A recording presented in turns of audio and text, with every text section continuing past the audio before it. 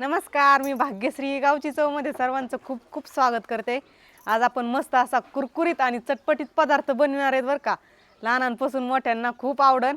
तर एकदम सोपा आहे आणि तो पदार्थ असणार आहे पोह्याचे कुरकुरीत भजे।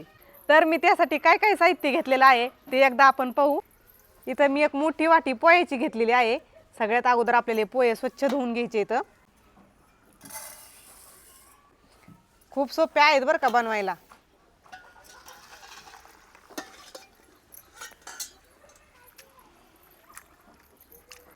आपण याच्यातलं पाणी काढून टाकलंय। आता याच्यामध्ये परत पाणी ओतू।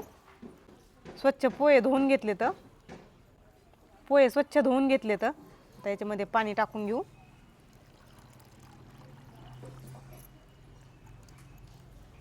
आता पाणी पहा मी किती टाकलंय, पोहे भिजतील एवढंच टाकलेलं आहे। आता हे 5 मिनिटं बाजूला ठेवू। आपण त्यासाठी 2 बटाटे घेतले तर आपल्याला बटाटे सोलून घ्यायचे तर सगळ्यांनी एकदा हा पदार्थ नक्की करून पहा बरं का। खूप छान लागतो चवीला। मुलांना रोज जरी बनवून दिलं ना तरी कंटाळा येत नाही त्यांना खायला। तसंच बनव म्हणते तर आता मी सोलून घेतले 2 बटाटे।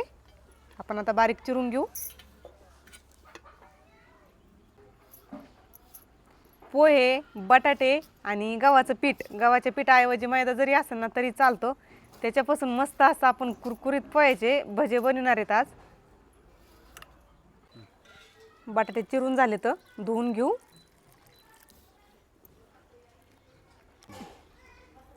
पोह्यामधलं सगळं पाणी आटून गेलंय। पोहे पण असे छान असे भिजले तर आपल्याला आता हे पोहे आणि बटाटे एकत्र बारीक करून घ्यायचंय। पोहे बटाटे बारीक करून आणलंय। आपण चूल पण पेटून घेतलेली आहे। आपण कढईमध्ये तेल ठेवून घेऊ।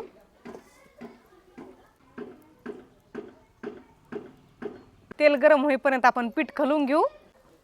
अशा पद्धतीने आपण सगळं बारीक करून आणलंय। आता याच्यामध्ये घालू 1 चमचा जिरे, चिरून घेतलेली मिरची, कोथिंबीर। आपण याच्यामध्ये थोडा सुद्धा इनो किंवा सोडा टाकणार नाही तर चवीनुसार मीठ, थोडीशी हळद। सगळ्यात महत्त्वाचं 1 वाटीभर आपण गव्हाचं पीठ घेतलंय। गव्हाच्या पिठाऐवजी मैदा सुद्धा घेऊ शकता। माझ्याकडे मैदा नव्हता त्याच्यामुळे मी गव्हाचं पीठ घेतलं आहे। आपण पीठ याच्यामध्ये टाकून घेतलंय।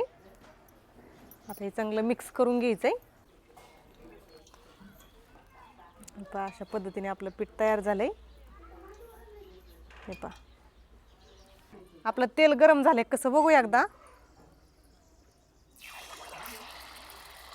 तेल गरम झालंय। लोखंडाची कढई असल्यामुळे पटकन तेल गरम होतं बरं का।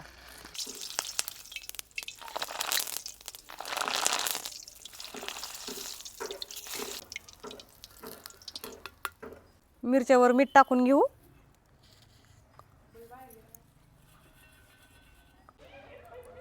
आपण आता गोल गोल भजे सोडून घेऊ।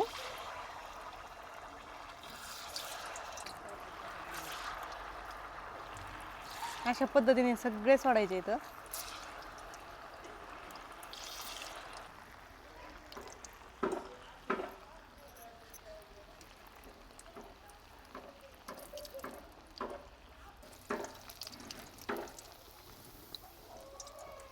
अशा पद्धतीने आपल्याला सगळे तळून घ्यायचे इथं। खायला खूप चवदार लागतात बरं का। वा वा वा बघू शकता।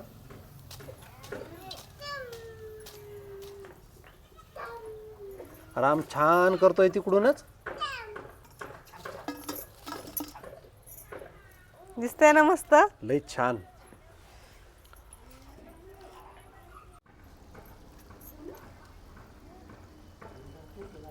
आपण दुसरा पण घाणा सोडलाय। अशाच पद्धतीने आपल्याला सगळे भजे तळून घ्यायचे तर पोह्याचे।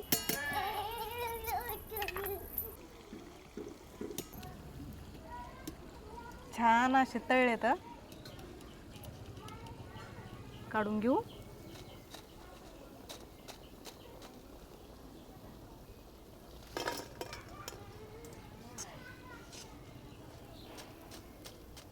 मस्त कुरकुरीत लागतंय बरं का। अशाच पद्धतीने सगळे तळून घेऊ। कसं झालं? छान छान झालं. एकदम छान छान एकदम छान एकदम छान. आपले छान असे सगळे पोह्याचे भजे तळून झाले तर किती छान असे झालेले आहेत. एक फोडून दाखवते. पहा, आतून जाळीदार आणि वरून कुरुम कुरुम असे मस्त झालेले आहेत. राम कसं झालंय दादू? छान झालंय. तिखट लागतंय नाही ना? तनू कसं झालंय बाई? एकदम छान. छान झालंय ना? कुरकुरीत झालेला आहे मस्त. आतमध्ये जाळीदार झालंय आणि बाहेरून कुरकुरीत झालंय.